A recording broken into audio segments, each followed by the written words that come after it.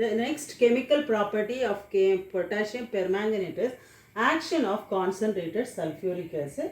So the action of concentrated sulfuric acid la first நம்ம பார்க்க போறது என்னன்னா potassium permanganate.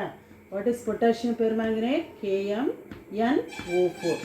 So இத cold conditionல sulfuric acid ஓட ஆட் பண்றோம். H2SO4 cold conditionல ஆட் பண்ணும்போது the potassium permanganate என்ன ஆகுதுன்னா it decomposes into manganese heptoxide Mn2O7. Mn2O7 is manganese heptoxide. Why? Because Mn க்கு +7 valency, oxide க்கு -2.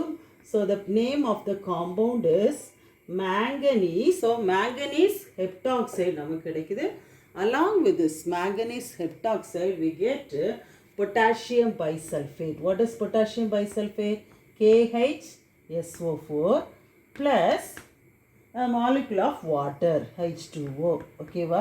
So these are the product of treating potassium permanganate with cold sulfuric acid. So let us balance this equation. இங்க பாருங்க potassium bisulfate இருக்கு, manganese இங்க எத்தனை இருக்கு? 2 இருக்கு. அதனால இந்த சைடு 2 போட்டுருவோம். 2 மல்டிப்ளை பண்ணுங்க. ஸோ வேற என்ன இருக்கு? சல்ஃபேட். இங்க potassium 2னா இங்க என்ன செய்யணும்? potassium 2ஆல மல்டிப்ளை பண்ணும். அப்போ சல்ஃபேட் என்ன ஆகுது? 2 ஆகுது. ஸோ இங்கே 2ஆல மல்டிப்ளை பண்ணுங்க. Now you get a balanced equation. Okay. இப்போ என்ன நடக்குது அப்படின்னு சொல்லி பார்த்தீங்கன்னா the manganese heptoxide நம்ம ஹீட் பண்ணுறோம். Okay. What is manganese heptoxide? Mn2O7 heat பண்ணும்போது what happens? This manganese heptoxide is decomposes into manganese dioxide MnO2 decompose ஆகிருக்கு plus oxygen. Okay. So these are the product of heating manganese heptoxide. கேட்கலாம், on heating manganese heptoxide what are the product you get? அப்படின்னா என்ன சொல்லுவீங்க? manganese dioxide and oxygen. So is this a balanced equation? இங்கே Mn2 இருக்குங்க, ஒரு Mn தான் இருக்கு. ஓகேவா? ஸோ இதை பேலன்ஸ் பண்ணணும்னா ஆக்சிஜன் 7 இருக்குது, இங்கே எத்தனை இருக்குது? 4 தான் இருக்குது. So shall we multiply this மேங்கனீஸை என்ன செய்கிறோம்? 2ஆல் மல்டிப்ளை பண்ணுறோம். ஓகேவா? ஓகே. ஸோ 2 2 சார் என்ன ஆச்சு?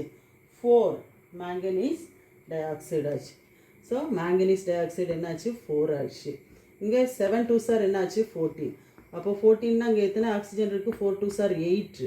இங்கே 8 + 2 என்னாச்சு? 10 ஆச்சு. நமக்கு 14 வேணும் அப்படின்னா இது என்ன செய்யும்? 8 கூட எதை ஆட் பண்ணால் 14 ஆகும். 8 கூட 6. So 3 2 sir 6. So we get a balanced equation.